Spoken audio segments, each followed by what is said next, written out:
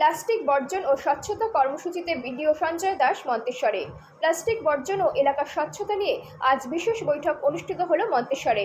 মন্তেশ্বর পঞ্চায়েত সমিতির সভাকক্ষে অনুষ্ঠিত এদিনের বৈঠকে উপস্থিত ছিলেন বিডিও সঞ্জয় দাস, বিভিন্ন পঞ্চায়েতের জনপ্রতিনিধি ও স্বনির্ভর গোষ্ঠীর সদস্যরা।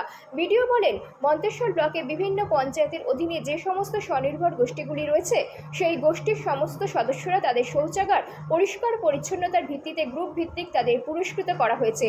পাশাপাশি যে সমস্ত সদস্যদের বাড়িতে এখনো পর্যন্ত শৌচাগার গড়ে ওঠেনি তাদেরকে চিহ্নিত করে সরকারি উদ্যোগে শৌচাগার নির্মাণের ব্যবস্থা নেওয়া হবে।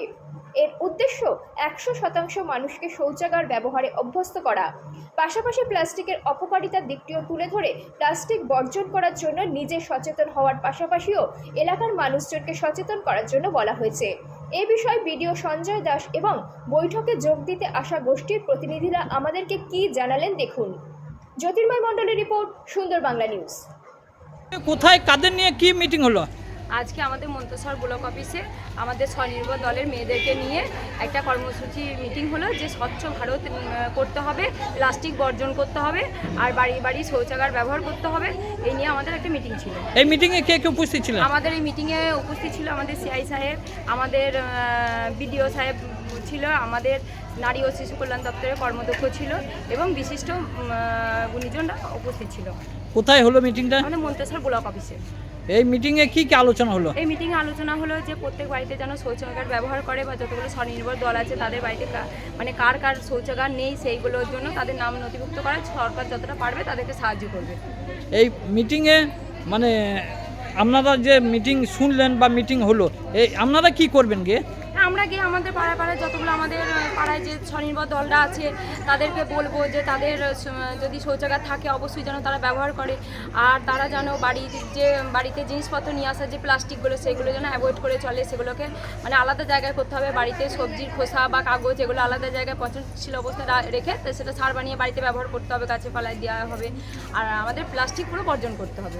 কাদের নিয়ে মিটিংটা হলো? আমাদের মন্তেশ্বর সংঘর যে 340টা দল আছে সেই স্বনির্ভর দলের মেয়েদেরকে নিয়ে মিটিং হলো। কতজন উপস্থিত ছিলেন স্বনির্ভর গোষ্ঠী মেয়েরা? স্বনির্ভর প্রায় 200-র ওপর।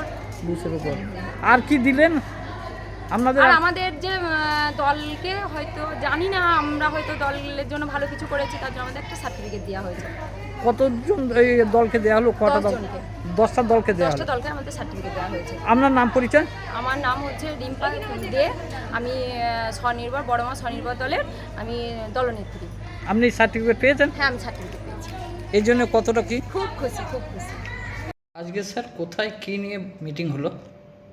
আজকে আমাদের মন্তেশ্বর ব্লকে আমাদের যে SBMG অর্থাৎ স্বচ্ছ ভারত মিশন গ্রামীণ এই কর্মসূচির অন্তর্গত আমাদের মন্তেশ্বর ব্লকের যত SHG আছে সেই SHG মেম্বারদের বাড়িতে শৌচালয় আছে কি না বা শৌচালয় ব্যবহার করছে কি না সে বিষয়ে একটা আমাদের অনুষ্ঠান হয়েছিল। সেখানে আমরা যেসব একটা SHGতে কমপক্ষে 10 জন মেম্বার আছে তাদের প্রত্যেককে ডেকে মানে যেসব SHG সম্পূর্ণ মানে 10 জন মেম্বারের বাড়িতে শৌচালয় আছে তাদের ডেকে সম্বোধনা দেওয়ার একটা অনুষ্ঠান এখানে অনুষ্ঠিত হয়েছে। কোথায় হলো স্যার এটা? এটা আমাদের মন্তেশ্বর ব্লকের মিটিং হলে। কতজন প্রতিনিধি উপস্থিত ছিলেন মোটামুটি? এখানে আমাদের অনেক গ্রুপ, প্রায় 3500 মতো গ্রুপ আছে।